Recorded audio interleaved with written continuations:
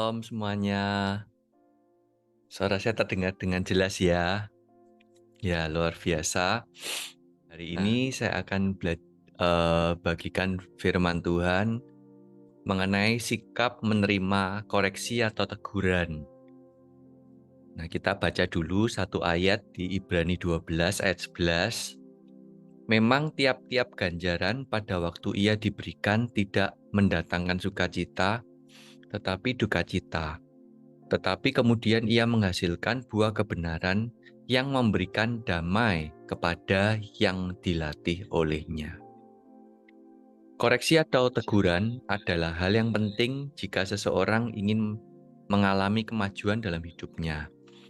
Seperti contohnya seorang atlet ya, jika dia ingin terus berprestasi, maka dia itu akan terus-menerus ditegur, dikasih masukan, dikoreksi oleh pelatihnya.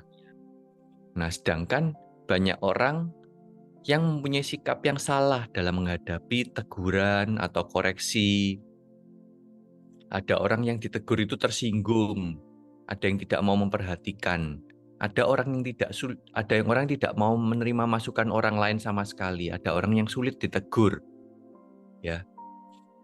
Kan sayang. Mari kita hari ini belajar bagaimana bersikap menghadapi masukan, teguran, atau koreksi. Nah, saya perhatikan ada beberapa sikap yang salah dalam menerima teguran atau peringatan atau masukan dari orang lain ya. Antara lain berikut ini. Yang pertama, ada orang itu ketika ditegur, dikasih masukan, dikasih nasihat, itu mencari pembenaran atau mencari alasan dan berusaha mempertahankan pendapatnya pribadi yang salah gitu ya. Contoh dia bisa ngomong, saya melakukan ini karena begini begitu. Jadi ada alasan dan kadang-kadang alasannya itu juga alasan yang rohani. Contoh di dalam Alkitab, itu ada seorang yang namanya Saul. Ketika Nabi Samuel menyuruh dia mendahului ke Gilgal dan menunggu selama 7 hari, dan nanti Nabi Samuel akan datang menyusul Saul untuk memberikan korban persembahan. Tetapi saat itu ternyata pada hari H, Samuel yang ditunggu-tunggu belum datang dan sedangkan posisi Saul ini semakin terdesak oleh Filistin dan rakyat mulai meninggalkan dia. Akhirnya Saul ini mengambil jalan pintas, dia yang mempersembahkan korban bakaran. Dan akhirnya Nabi Samuel mengetahui dan menegur Saul. Loh, kenapa kok kamu melakukan korban persembahan?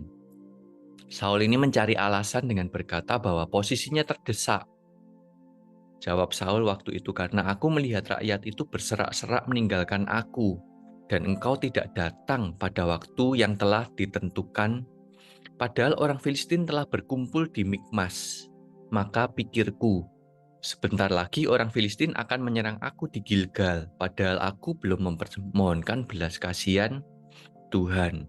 Sebab itu aku memberanikan diri lalu mempersembahkan korban bakaran. Jadi kita lihat dari alasan ini saja ya. Saul itu melihat rakyat itu berserak-serak meninggalkan aku dan dia berkata engkau tidak datang. Dia menyalahkan Nabi Samuel, ya ini gara-gara kamu juga, kamu tidak datang gitu ya. Cari alasan, mencari pembenaran untuk mempertahankan pendapat pribadinya. Dan di lain kesempatan di 1 Samuel 15 di sana Tuhan juga berpesan melalui Nabi Samuel agar Saul itu membasmi orang Amalek, membunuh rajanya, bahkan juga membunuh semua binatang peliharaan mereka. Tetapi kita tahu kalau Bapak Ibu Saudara baca kisahnya di 1 Samuel 15, sekali lagi Saul ini tidak taat gitu ya. Dia menyelamatkan rajanya, Raja Agag, Raja Amalek, dan dia juga menyelamatkan kambing domba, lembu-lembu yang terbaik, gitu. Dan ketika ditegur, alasannya sangat rohani. Dia beralasan kepada Saul bahwa rakyatlah ini eee, kita itu mengambil kambing lembu yang terbaik yang akan dipersembahkan untuk Tuhan. Loh, alasannya rohani. Jadi, dia suka mengelak dengan alasan-alasan yang rohani, ya, walaupun ditegur tetapi tidak taat. Terus yang kedua, ada yang mengelak dari tanggung jawab. Ketika ditegur itu mengelak dari tanggung jawab, playing victim. Jadi seolah-olah dia itu menjadi korban gitu ya. Dia menyalahkan orang lain karena memberikan tanggung jawab tertentu kepada dia. Dan membuat orang lain lah yang merasa bersalah, membuat orang lain yang salah. Yang intinya itu yang salah bukan dia, tapi dia. Tapi orang lain yang salah. Contoh, ya tadi itu Adam. Adam itu mengelak dari tanggung jawab. Dan ketika dia ikut makan dari buah pohon yang baik dan yang jahat, ketika Tuhan menegur, dia ngomong apa? Adam berkata, perempuan yang kau tempatkan di sisiku. Jadi Adam ini mengalihkan eh, tanggung jawabnya ke Tuhan. Perempuan yang kau tempatkan di sisiku, dialah yang memberi dari buah pohon itu kepadaku, maka aku makan. Coba kalau tidak ada perempuan ini. Coba kalau Tuhan tidak menciptakan perempuan yang memberikan kepadaku, ya tentu saja aku tidak akan makan dari buah pohon yang baik dan jahat. Jadi dia ini mengalihkan kesalahan seolah-olah bukan tanggung jawabnya dia. Gitu ya. Seperti Saul. Saul juga ketika ditegur, dia ngomong, engkau tidak datang pada waktu yang ditentukan. Dia ngomong kepada Nabi Samuel, engkau yang tidak datang, engkau yang salah. Jadi kamu jangan nyalahkan aku, gitu ya. Seolah-olah seperti itu. Atau yang ketika dia menyelamatkan kambing domba yang terbaik, Saul juga berkata, rakyatlah yang mengambil jarahan kambing domba, lembu-lembu terbaik, untuk dipersembahkan kepada Tuhan Allahmu. Loh, dia menyalahkan orang lain gitu ya. Padahal dia yang ditegur, dia yang salah, dia yang harusnya bertanggung jawab, tapi dia mengalihkan tanggung jawabnya, mengelak dan menyalahkan orang lain. Ini juga sikap yang salah. Sikap yang salah yang ketiga adalah tersinggung karena dikoreksi, ditegur. Apalagi kalau ditegur di depan orang banyak. Ditegur maunya itu ditegur secara pribadi, nggak mau ditegur di depan orang banyak. Tapi yang betul adalah kita itu harus siap sedia ya, baik ditegur secara pribadi, ditegur di hadapan orang banyak. Kita menerima teguran atau masukan dari manapun, kita itu harus terima, harus sama gitu ya. Kadang kan kita juga ditegur dari firman Tuhan yang disampaikan di mimbar. Kita harus membuka hati kita. Gitu. Yohanes Pembaptis menegur Herodes karena mengambil istri saudaranya. Herodes marah dan memasukkan Yohanes Pembaptis ke dalam penjara. Ini orang yang salah, jelas-jelas salah, ditegur, tersinggung karena dia memiliki posisi. Dia memasukkan orang yang menegur dia dalam penjara. Ahli Taurat dan orang Farisi sering ditegur oleh Yesus di depan orang banyak dan menyebabkan mereka itu dendam kepada Yesus dan berusaha untuk membunuh Yesus. Ya, orang-orang yang tersinggung ini sangat berbahaya. Ada lagi sikap yang salah, menganggap orang yang menegur itu artinya sedang mau menjatuhkan, mencari-cari kesalahan. Ada yang berkata, wah kok aku kena terus ya, kok aku kena tegur terus ya, gitu ya. Kayak seolah-olah itu lagi diincar gitu, seolah-olah kalau bahasa Jawanya itu lagi diceng gitu ya. Lagi diceng, disalahno, terus dicari-cari kesalahannya. Ada lagi orang ketika ditegur itu merasa gagal atau putus asa. Putus asa adalah salah satu bentuk kesombongan, tidak mau dikoreksi. Kesalahan adalah hal yang wajar yang dilakukan oleh seseorang. Jadi kita harus menyiapkan diri kita untuk mau ditegur. Yudas Iskariot itu juga termasuk orang yang nggak mau terima teguran ya. Setelah dia menyadari kesalahannya, dia malah mengakhiri hidupnya. Ada juga orang kalau ditegur langsung resign, mengundurkan diri dari pekerjaan. Resign, pindah gereja kalau ditegur. Ya, ini adalah sikap yang salah. Ada juga orang yang menyembunyikan dari kesalahan, menghindari otoritas agar tidak tertegur, tidak mau menghadapi teguran.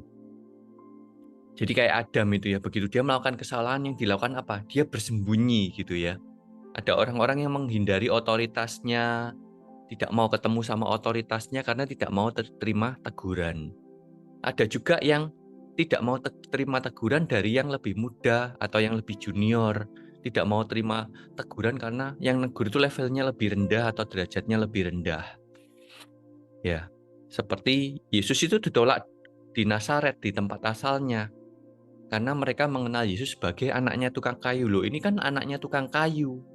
Terus pemimpin-pemimpin Yahudi, tua-tua Yahudi, ahli Taurat menolak teguran Petrus dan Yohanes karena dianggap mereka itu orang biasa yang tidak terpelajar. Untungnya kita ada tokoh Alkitab namanya Naaman yang mau mendengarkan masukan dari anak perempuan tawanan, ya kan? Juga mau menerima masukan dari pegawai-pegawainya yang memperingatkan dia. Kalau nabi itu nyuruh kamu yang sulit-sulit tentu kamu pasti akan melakukan. Apalagi ini cuma mandi di Sungai Yordan. Kenapa kok tidak kamu lakukan? Akhirnya Naaman sadar dan dia menerima kesembuhan. Jadi dalam menerima teguran kita itu harus punya hati yang rendah hati ya.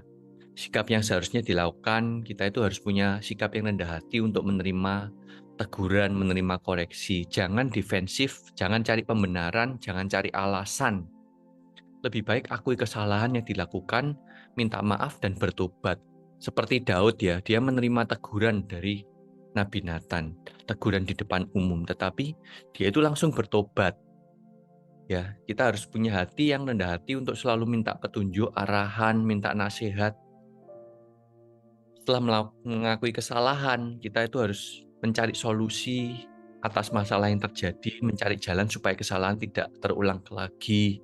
Tanya kepada orang yang memberikan koreksi, teguran, masukan apa yang harus dilakukan, dan bagaimana solusi yang terbaik, gitu ya. Kita harus minta masukan kepada otoritas kita. Kita harus menyiapkan hati kita itu ngomong kepada otoritas kita.